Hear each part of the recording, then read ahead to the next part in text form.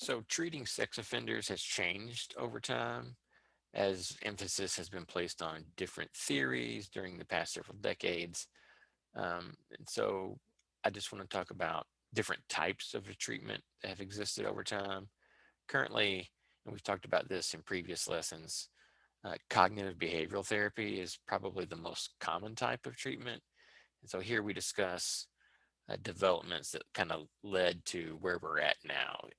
While we have adopted cognitive behavioral therapy now, and where we can see where things have differed and changed over time. And so, um, although sex offenders are different, right? That again, they're a heterogeneous group, and various theories have been applied to various groups, say adult rapists versus child molesters. Uh, Many treatment efforts involve one broad type of treatment, and that's cognitive behavioral treatment. And it allows for variation and tailoring the approach to a specific individual. So, uh, in talking about sex offenders, we've talked about cognitive distortions, and these are found to exist among all types of sex offenders. But the kind of distortions that are present in sex offenders vary based on the kind of offender they are. And so, for rapists, cognitive distortions may include a high or strongly held belief in certain rape myths, but maybe not all rape myths, right? And so some of these may mean that no means yes, or if a girl dresses in a certain way, she must want sex. However, for child molesters, the cognitive distortion may be that the child was acting sexually and may want to have sex, right? So these are the kinds of beliefs and ideas that have to be changed in cognitive behavioral therapy. So this approach allows whoever's providing the treatment, usually a trained therapist, to focus on those distortions in general, as well as more specific ones as they arise in the context of treatment and learning more about things that impact their triggers and other things that just come out over time is in development of trust between the therapist and the client. So we'll start with uh, a hormonal response. And so, response to sex offenders, right? We talked very early in the class, we talked about early responses to predatory sex offenders in the 1920s, 30s, and 40s. And so, in the 40s, 1940s, treatment began to be based on the medical model, meaning they believed people were sick and they wanted to treat the sickness. And so it was assumed that a disease was present. So it wasn't just a rational choice that this person made. Right? It wasn't entirely an act of free will, but the root cause was some sort of diagnosable disease or something, illness. And so the first kind of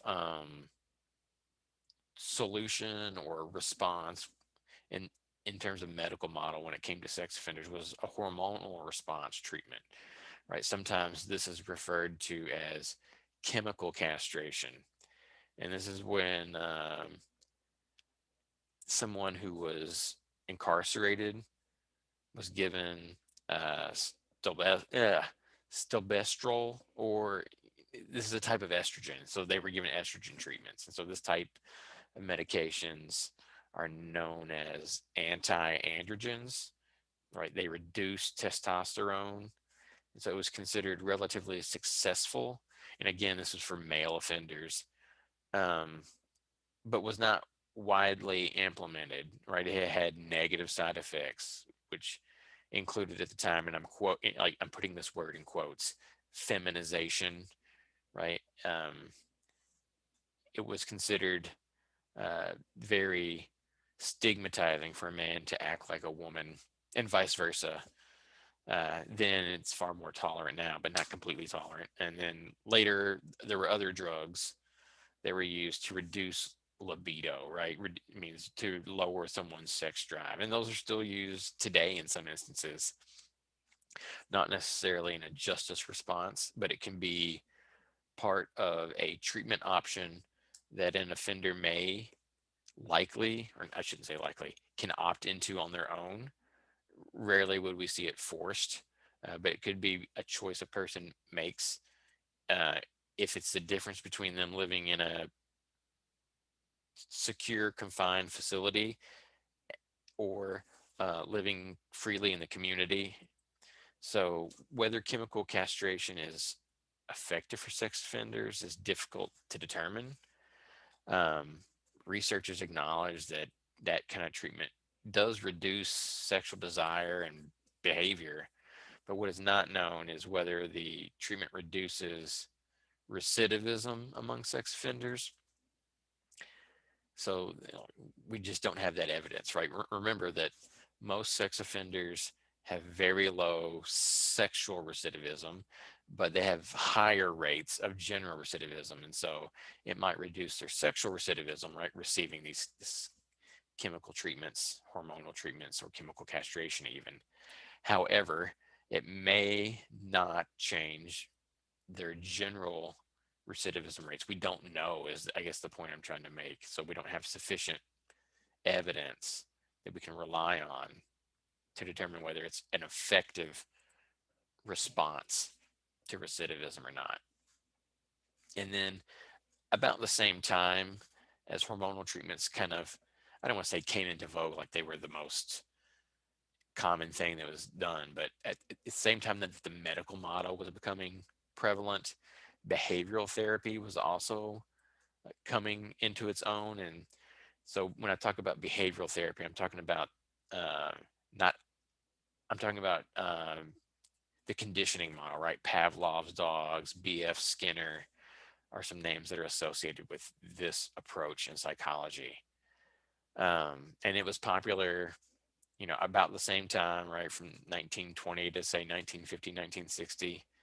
Um, and the assumption underlying this was that sex offenders were acting on their own sexual thoughts. And so um, a behaviorist treatment for sex offenders would involve pairing an undesirable stimulus with a deviant sexual act or a deviant sexual thought. And so you would give them disgusting smelling something like smelling salts. You might induce vomiting, give them shocks if they became aroused. And so, right, this is kind of known as aversion therapy, is something like that. And so you kind of use behavior or change behavior based on the stimulus presented to them. So you get them to get the wiring of the body to change how it responds to certain stimuli. Uh, Through generally, it's, in this kind of presenting them with noxious smells or right, these are very shocking, right? These are deliveries of punishment, right? Something that should reduce the behavior that you're trying to change. And so this type of therapy has not ever been observed to lead to permanent changes in sexual behavior, which is right. Again, it's not one of those, it doesn't work. We're just not, don't have the evidence to say that it does work. Um, so that's behavioral therapy. And then kind of following that in the 1960s, um, something that came into that time was castration. And so we've talked about chemical castration, but also addedly surgical castration. So this type of treatment is based on the physiological notion that if a person cannot maintain an erection, he will not be able to commit a sex crime that involves penetration. And right, so we know that's not true, right? A sex crime can involve a lot of different behaviors that don't involve penetration. But at the current, or at the contemporary time in the 1960s, early 60s, right, this is what they were focusing on. So it became based on the logic that if you can reduce someone's sexual urges, it'll reduce their recidivism, and right, so we can have a higher degree of public safety. And so it's based on assumptions that don't even have complete empirical support, right? So it's assumed that only male offenders commit sex crimes. We know that's not true. Women comprise a small but noteworthy portion of sex offenders. Second, it's assumed that forcible rape is the most common type of sex crime. However, we know that other offenses make up a substantial portion of sex crimes, like child pornography, other types of victimization, including fondling, voyeurism. Um, Third, it's assumed that sex crimes are motivated by sexual desire, right? We've talked about different typologies and theories that suggest that um, making other people suffer, exerting power, um, and those are can be primary motivators, not just sexual desire or arousal.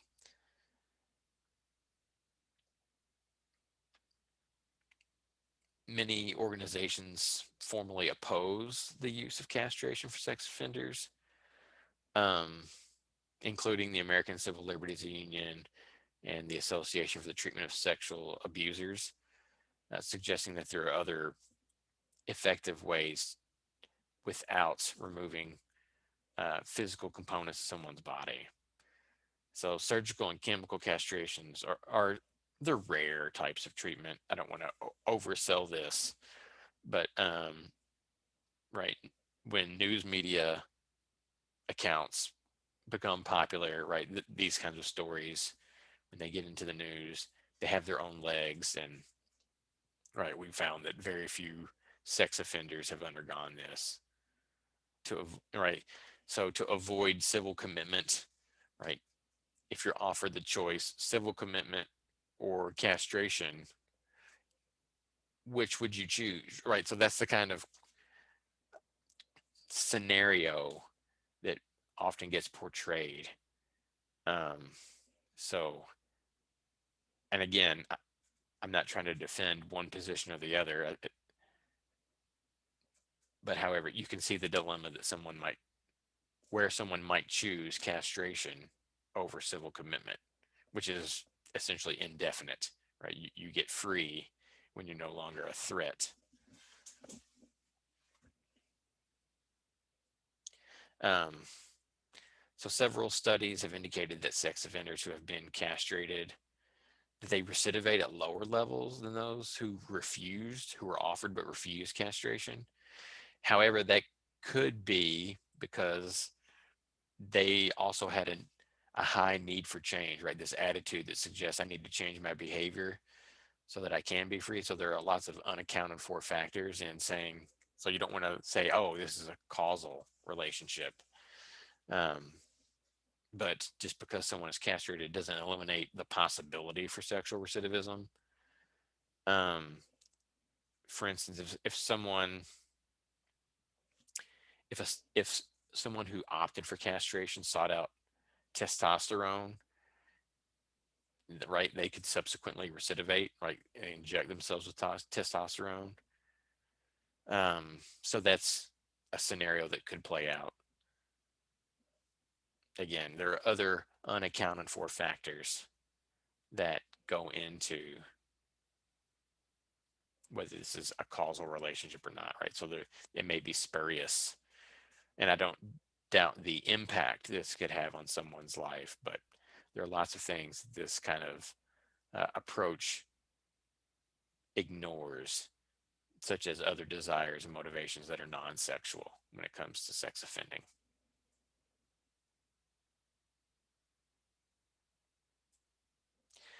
Uh, Cognitive processes, I think, yeah, I'm going to wait on cognitive processes. The polygraph, right? So this is the lie detector test, right? It's not incredibly reliable as a tool. Um, that's why it's not admissible in court as evidence. It measures blood pressure, respiration patterns, skin conductance, to determine if someone is being deceptive when they answer, not necessarily uh, truthful. So the ability of the polygraph to accurately assess truthfulness has been questioned, and it's widely debated. You find staunch supporters, and you can easily find evidence to dispute its accuracy. And so, you know, the idea that someone can cheat the test or fool the test suggests that, right, there's an inability of us to rely on the results, right? So the National Academy of Sciences in the early 2000s provided a summary of usefulness of the polygraph exam. And so they kind of noted that while there are many limitations, uh, there the research is based on mock situations and may not apply to real world situations. And a mock situation is contrived. So if you're asking someone to steal one of three items, paperclip, scissors, or pencil, and then asking them to lie when asked about which one they stole, right? So this is a contrived situation, not a real kind of lie. And so the research is kind of hard to um, rely on, right? When you're not in a real world situation. So the National Academy of Sciences summary concluded that polygraph tests, and I'm quoting here, can discriminate lying from truth telling at rates well above chance, though well below perfection. And so, they limit that conclusion to those that have not been trained to fool the machine and to specific incident polygraph exams, right? So you don't want a broad polygraph about somebody's life. You want to, you know, tailor the questions to specific instances. And that, the specific incident polygraph exam um, usually involves a mock incident where the person gives a precise recent incident about which to lie. So the effectiveness of the polygraph depends on, right, the examiner's experience level, verbal and nonverbal communication style, the style of engagement uh, by the examiner, and then there are other factors like the mental health and mental disorders present in the person being examined. Do they have intellectual and developmental disabilities? Are they currently is the person being examined using drugs or alcohol at the time, or are they in withdrawal from not using them? And then are they just simply refusing to cooperate? Right, that can affect the results of the polygraph. So if someone's not willing to cooperate, that impacts the results and their reliability. And so even though there are limits to polygraphs, they can still be valuable, especially when you're working with them in a non-justice capacity.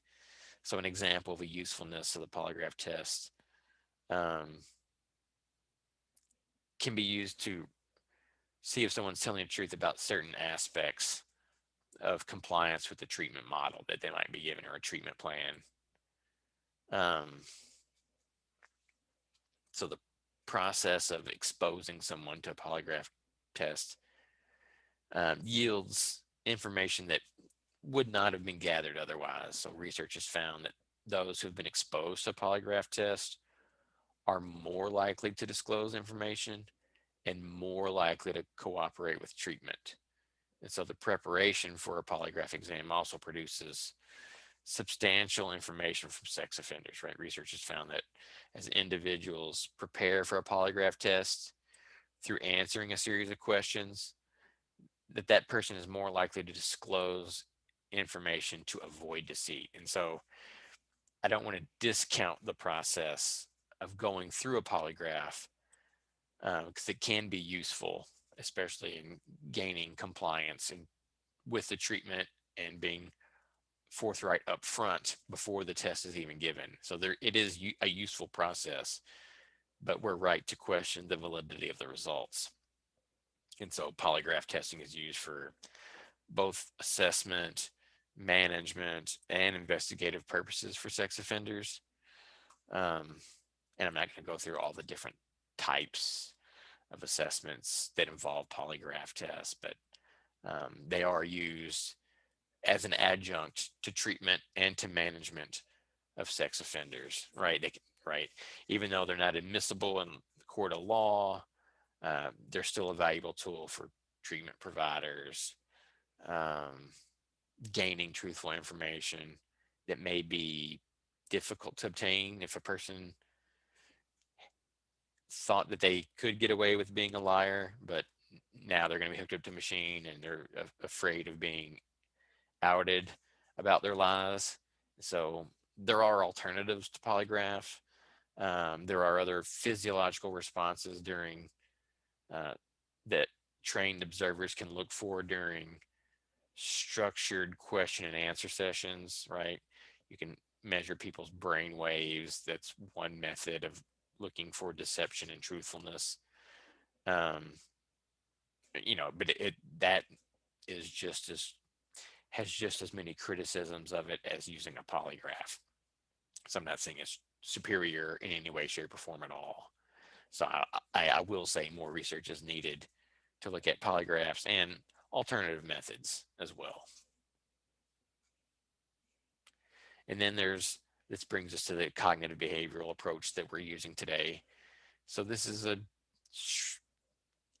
initially it has been used as short-term type of treatment for a variety of problems that have necessarily no link to the criminal justice system at all. And so it's deeply rooted in behaviorism that we talked about before, with cognitive therapy. And so it combines the two.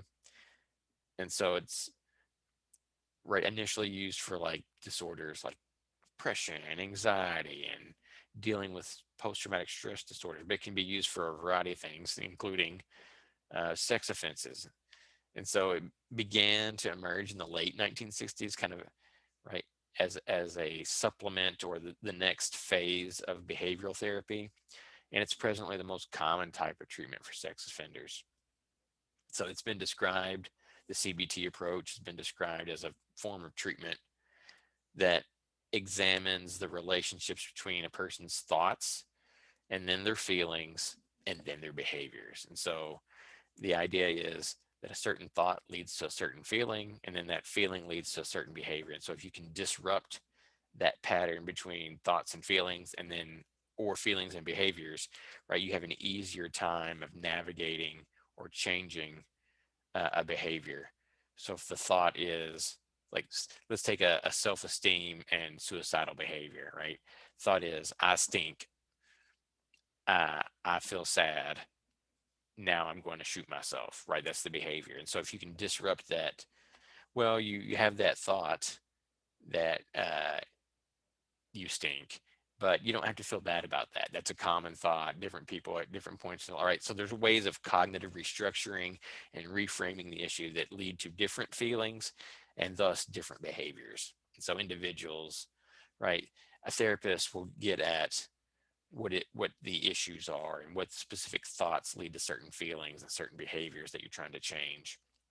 And so the objective is for sex offenders to change their thought patterns, right? To change their cognitive distortions, right? And to reduce or outright eliminate, right? Extinguish their undesirable behavior.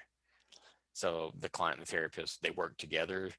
It's problem focused, it's goal directed, and that's why it's considered short term. It's not a Freudian, let's go sit on the couch, don't look at your therapist approach, but it's focused on very specific things. And so that's why it's called goal directed and generally considered short term. And even though there might be a variety of cognitive distortions to address, you address them as a group or sequentially as they come up in therapeutic sessions. So that might address problems like commission of sex crimes, and then the therapist would assist the client in selecting strategies to countering the thought process that leads to the behavior. So they want to disrupt that process of thought, feeling, behavior. Right. And oftentimes this approach leads to homework outside of the sessions and they'll review the homework and then talk about work on new things. So it's kind of based on the notion that the client can access and be aware of cognitive processes that occur, right? So a kind of a mindful approach to what you're thinking. And it can require training to do that, to develop that skill, which is fine. And then it's assumed that one's reactions to events is highly dependent upon their thinking. So again, you got to catch yourself in the thought and in the moment, and then convince yourself that that thought can change, and that the links to that thought, the effectiveness, the affects, and then the behaviors can be changed and disrupted. And then it's assumed that the way that a person thinks and feels about a certain situation or event, right, that it can be identified, right? So those thoughts and feelings can be modified and changed after they're identified. So you have to identify it first and then work to change those patterns. So traditional steps uh, that are found in a CBT approach um, would be like recognize their problems and behaviors, understand the feelings that lead to their deviant behavior, identify and eliminate any cognitive distortions, accept responsibility for their behavior, right?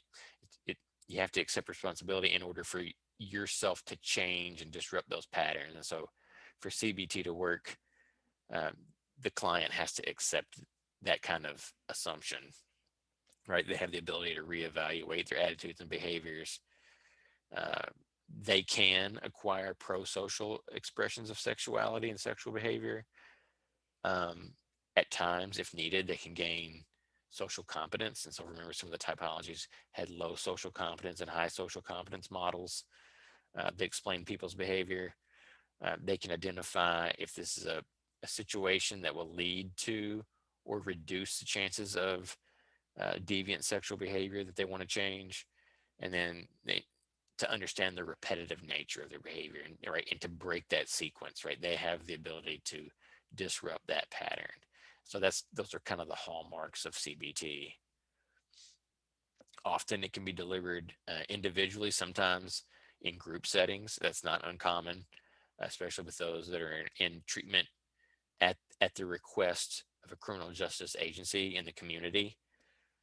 And so they want to reduce their deviant sexual behavior, and also uh, work on relapse prevention, right? They want to engage in self-learning management skills that ensure that they have successful avoidance of this in the future. So the cognitive distortions and rape myths um, we talked about, we want to make sure that they don't deny that those happen, but they can work with those if they do pop in their head, right? So if a woman is dressed provocatively, she must want to have sex, and so, right, they need to change the distortion that it's okay for a woman to dress in any particular way that she wants, and that doesn't mean she wants to have sex. So that's the kind of reframing that has to go on.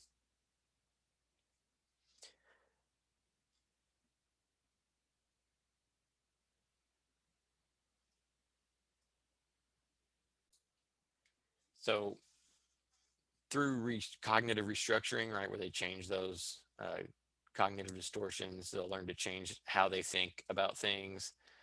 Managing emotion is a critical component, right? Right. The thought leads to the emotion, leads to the behavior. So learning how to cope and deal with emotions is a key component of cognitive behavioral therapy, especially with sex offenders. And so psychological well-being has been demonstrated to be related to how a person can cope with negative emotion and events. And so offenders are asked to identify emotions that lead to committing sex crimes. And so for some offenders, it may not just be negative emotions, but positive ones as well that can lead to their offending. So, right, a positive event may lead someone to feel like they're entitled, and you know they ought to be able to have fun and cut loose. And for them, that involves a particular kind of sex crime, whatever it may be. And so they have to figure out, what that chain of events looks like in terms of thoughts, feelings, and behaviors, right, and learn to disrupt that pattern somehow. And so, oftentimes, part of the homework may be a diagram right? The offender comes up with a or the client in this case comes up with a diagram that shows the offense cycle and right identifies the chain of events where where emotions and mindsets and thoughts play into this offense cycle. But there are other things that come up during the course of daily routine lives that can impact their decision to go back to committing sex crimes. And so when it comes to like interpersonal skills of sex offenders, there are areas of intimacy and loneliness, attachment deficits, self-esteem, right? All these things have to be identified and also be prioritized, right? Because you don't want to be making progress and have a bump in the road derail it, right? You want to have that offender to adequately and appropriately deal with whatever stressor comes their way, right? In spite of their attachment deficits and loneliness or issues with intimacy and self-esteem. So right, those have to be addressed as well because they can feed into that cycle of offending. So communication skills are also commonly taught to deal with interpersonal relationships if they have romantic partners or family members. And so empathy deficits are also addressed as part of CBT. This is an important emotional ability, and it helps it, or if developed, it helps them recognize another person's perspective and that their behavior can impact another person's uh, right, how their behavior plays into harming others, right, and how having compassion for another person's feelings may actually reduce their recidivism. So it's been hypothesized that when sex offenders empathize with their victims, right, future sex crimes can be prevented or reduced. So techniques to increase empathy include the use of videos and watching victim impact statements, letter writing to and from not necessarily their victim, but other victims of sex crimes, and having victims of sex crimes write back to them, right? Not necessarily their victim, but other victims. So videos can involve documentaries um, where their struggle has been, or a victim's struggle has been depicted, especially with the criminal justice system and dealing with the traumatic impacts. Victim impact statements can be provided during the CJ process and involve victims detailing how the offender's actions affected their lives. Sometimes victims do write letters directly to their offenders about their experience, not always, and then the offender can share with group members if it's a group therapy session and just, get their reactions to this letter. And so this is kind of also dovetail with the restorative justice approach uh, to a degree. And also CBT sessions for sex offenders oftentimes involve addressing deviant sexual behavior, right? Which can be desires and behavior aimed at children or sexual violence.